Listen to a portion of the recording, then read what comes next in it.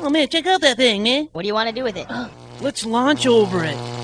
What did he just say to us? Hey folks, it's Michael Raso, Film Photography Project. Today I'm here with John Fideli, who's behind the camera. And today I'm here to talk about the Minolta XL-400. This is a 1974 camera. It was produced between 1974 and 1976. It takes a Super 8 cartridge here. This particular camera takes one set of batteries. The very convenient AA batteries. Here's the chart of how to put the batteries in your camera. I think of all the batteries, AA is my favorite. Yes, I love them. To operate your camera, you will want to take it out of off and put it to A. Let's talk a little bit about the film. For this particular video, I'm using a very old roll of Kodak Kodachrome. Kodachrome is no longer made, and the process to develop Kodachrome no longer exists. No place in the world left to process it. We're the very last in the world, on the entire planet. So you'll find a lot of this Kodak Kodachrome on eBay.com. I highly advise you to ignore it and do not buy.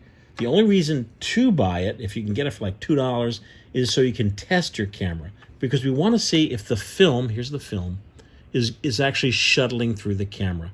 And the way you can do that is putting an X on your film. It just pops, literally pops in your camera, like so. Close the door. On this side of the camera, we have our manual or auto setting. My advice is to shoot in automatic. If you use a manual override, you will take it out of auto, and then you will see your f-stops here in this little, I don't know if you can see it. Here is your filter. The filter is behind your lens, and most cameras have two filter settings. No filter, or an 85 orange filter for what was known as tungsten or indoor film. So if you're using an indoor film, that's light balance for indoor lights. If you shoot outside, you would need the filter engaged. My advice, because it's modern day and most films are negative films, is to just leave it on the bulb setting, which is no filter. A really quick tip, if you want to know what filter you're actually using, by the way, here's your shutter button. Okay, so that's no filter because it's clear. Now, if I flip that filter switch, there it is. You see that orange?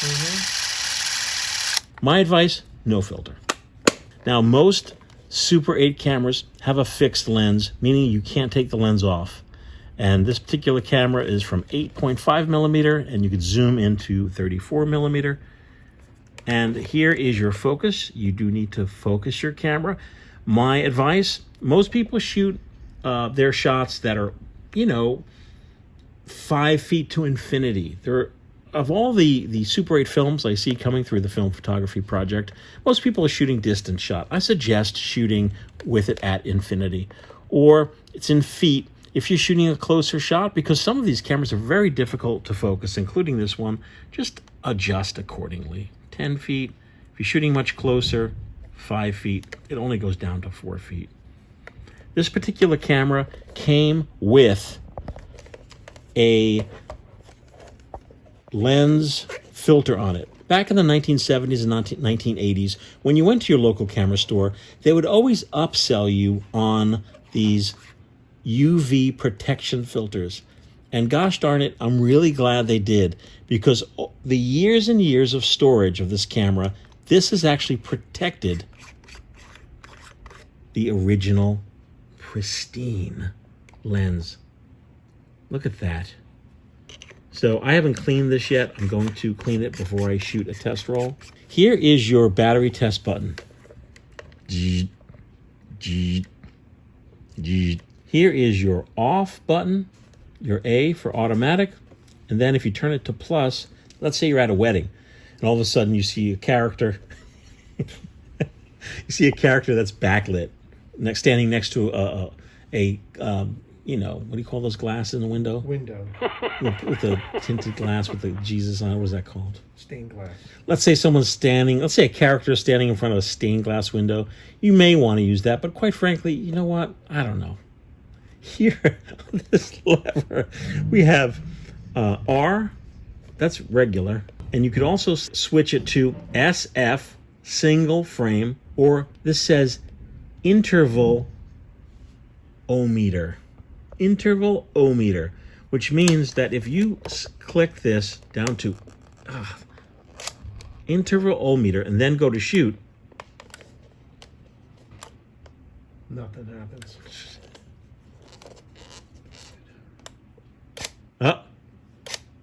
Hear that? Oh. So if you put your camera on a tripod, Do what do you call it? time lapse. You can do a nice time lapse. Pretty cool. Oh, it's firing by its own self. Here's your film counter. Let's pop our roll of film in, by the way. Here's our test roll with that X. Pop it in.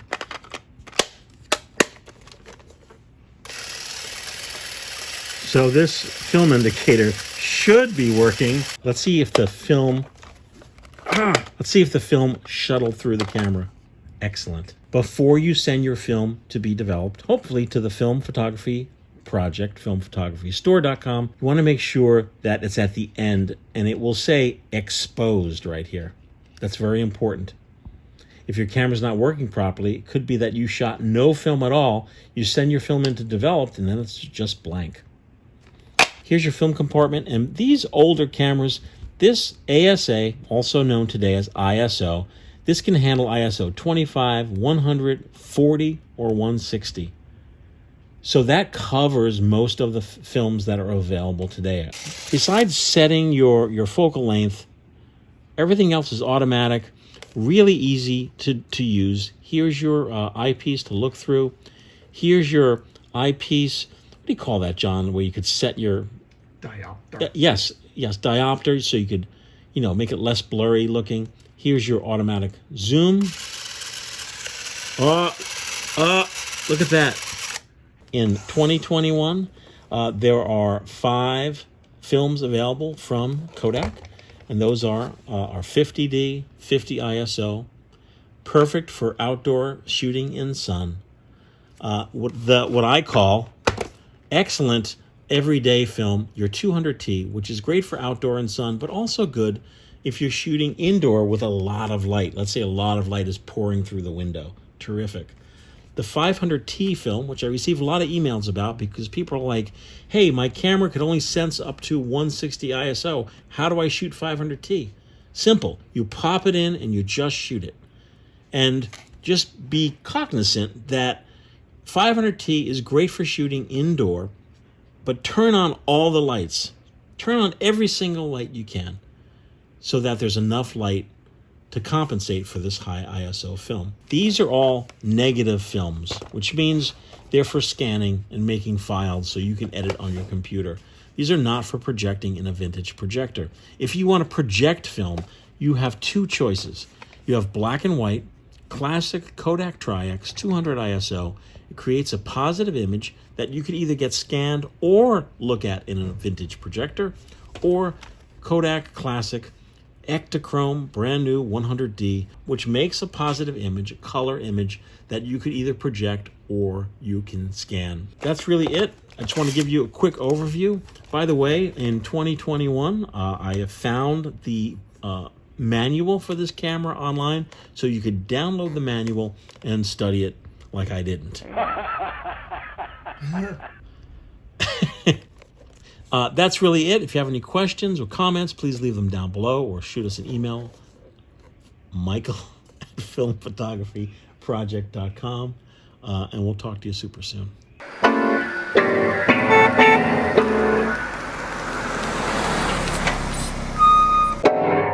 What's up? My friends are here. Oh, cool. See you later.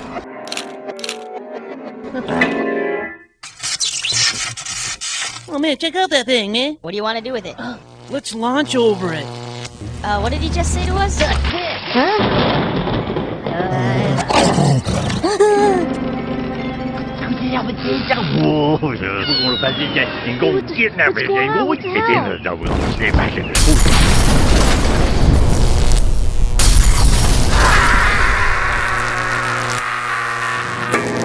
I want you to take over for his foreign client. This rather eccentric Count Dracula is buying up property around London. If I may inquire, what in fact happened to Mr. Renfield in Transylvania?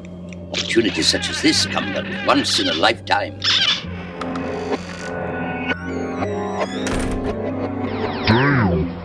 What?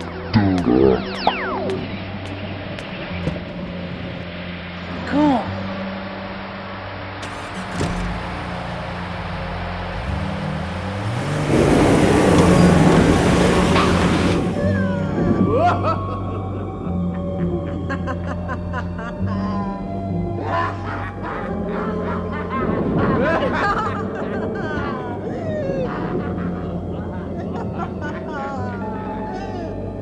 Is this all? I'm gonna start the Should video. this be I'm like gonna start the somewhat- video out with your shitty desk the way it really looks. And you can see what we're doing by zooming in.